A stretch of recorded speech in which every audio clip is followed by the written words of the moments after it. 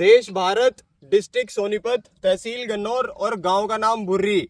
Indian cow based natural farming द्वारा अपना खाद खुद तैयार करते हैं। इस खाद के अंदर है देसी गाय का गोबर, गोमूत्र, गुड़ और बेसन या किसी भी दाल का आटा, और इन सब को मिलाकर 4 से 5 दिन तक रखा गया है इस ड्रम में बनाकर, और आज हम इसे छठे दिन अपने खेत में डाल रहे हैं। ये जो जमीन है ये हमारी निजी जमीन नहीं है, यह जमीन है पंचायती जमीन, जिसको बोलते हैं कि जो गांव की सामूहिक जमीन होती है, जिसको ठेके पे देके या जिसको ऑक्शन करके और गांव की पंचायतें पैसे कमाने का काम करती हैं। इसी जमीन को अनाद फूड्स पिछले 2 साल से संभाल रहा है, और इस जमीन को संभालने की प्रक्रिया में जब हम इसके अंदर ये ICBN वाले फर्टिलाइजर डालते हैं तो लोग पता है हमें क्या बोलते हैं? लोग बोलते हैं अभी तो आप इसमें इतनी मेहनत कर रहे हो, जब कोई अगला आदमी आएगा तो वो इसका दोहन करेगा, आपके बढ़ाए हुए कार्बन का इस्तेमाल करेगा, इसमें दबा के केमिकल डालेगा और अपनी पैदावार बढ़ाएगा, पैसे कमाएगा और जमीन की ऐसी तैसी करेगा। आप लोग सुधार रहे हैं, आपको उतनी पैदावार नहीं मिल रही है, लेकिन आप जमीन के साथ क्यों खप रहे हैं? ये वो जमीन है जिसको हर कोई आके नोच के खाना चाहता है। क्यों?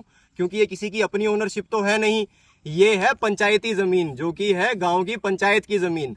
जो व्यक्ति इसको ऑक्शन में लेता है वो सोचता है इससे ज्यादा से ज्यादा मुनाफा कमा ले, इसमें दूसरी जमीन से 2 से 3 गुना केमिकल डाल के पैसा कमाने की कोशिश करते हैं वो लोग। और यदि आप इस जमीन का हाल देखेंगे ना, हम आपको दिसंबर में दिखाएंगे इस साल, पिछले 2 साल पहले ये क्या थी और अब क्या है। ये हमें पैदावार कम मिली, हमें पैदावार इसमें 0 भी मिली। लोग हमारे ऊपर हंसे कि आप पंचायती जमीन में इतना पैसा क्यों लगा रहे हैं, इतनी जान क्यों लगा रहे हैं।